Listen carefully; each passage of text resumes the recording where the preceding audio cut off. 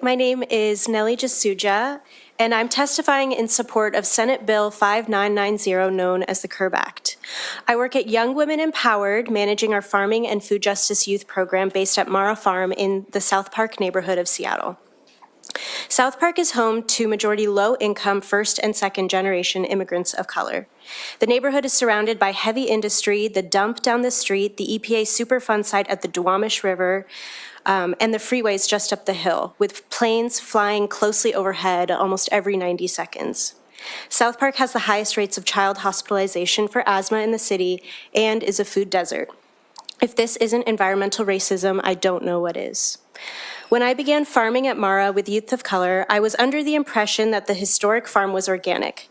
After Dr. Malone from UW-Bothell partnered with us to test our soil a year later, I found out that the land is actually contaminated with motor oil, glyphosate, which is Roundup, and heavy metals such as lead and arsenic. I felt absolutely devastated.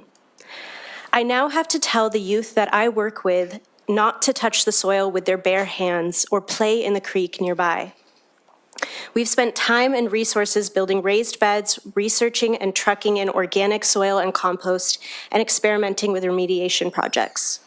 The burden has been put on us as BIPOC community to mitigate the effects of this pollution at Mara Farm, and we've seen no accountability on the part of industrial polluters who have profited, no guarantees from our government partners that the sources of contamination will be limited or stopped.